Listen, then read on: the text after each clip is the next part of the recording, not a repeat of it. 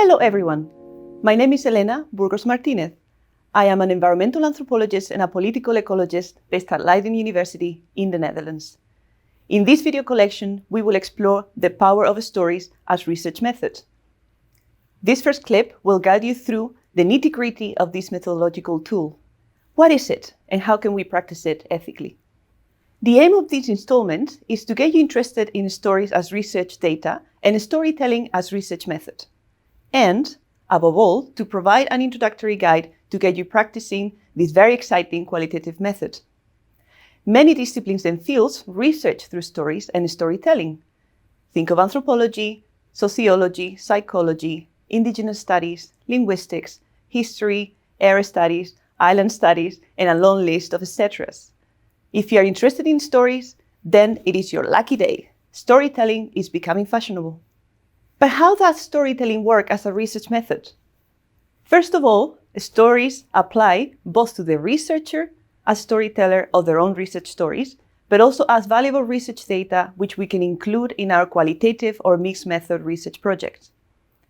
Storytelling is a way of collecting research data, stories, through daily conversations with people, objects, and practices.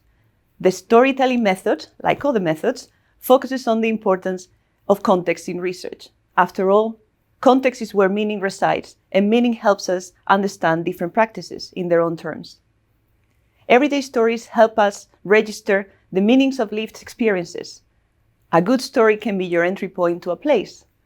At the same time, the stories we listen to illustrate the power dynamics of a place.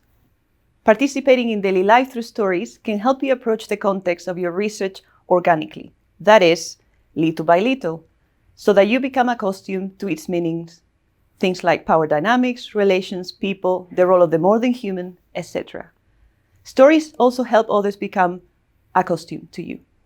For example, this is me joining a Tujuh Malam, 7 evenings, dinner to feed the dead. Participation helps you immerse yourself in everyday life through your senses, sounds, touch, scents, visible details, taste.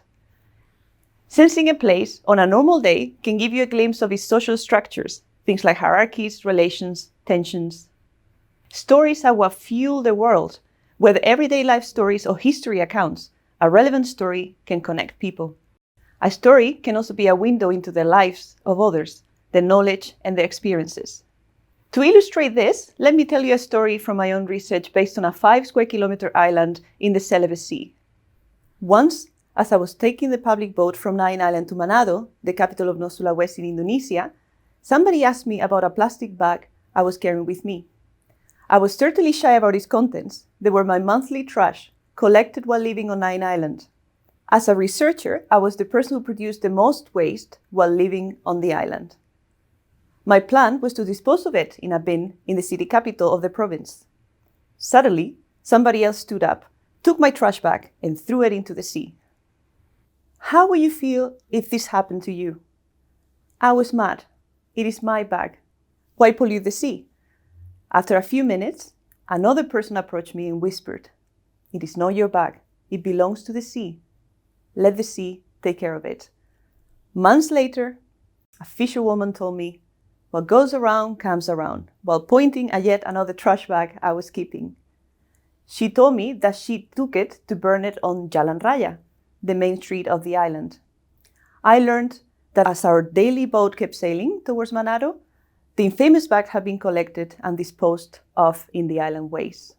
My initial response was to question the attitude of the islanders using a particular set of assumptions. These are called biases, based on a lack of knowledge about the power dynamics in the region. I thought people didn't care about their environments. I thought people didn't know better. Stories like mine can help respect the relationship between meaning and practice, challenge biases, and ensure that the knowledge we produce in academic research remains coherent, ethical, and co-produced.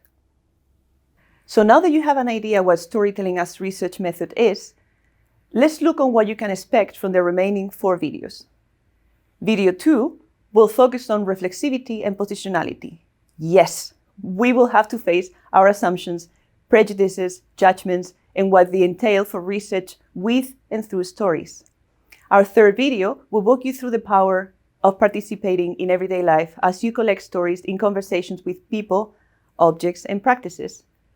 In video 4, we'll get anti-colonial with a series of methods and ethics which can help you open up to epistemic diversity through the co-production of stories for research. And last but not least, writing. How do we write the data of our stories? How do we craft our own research stories?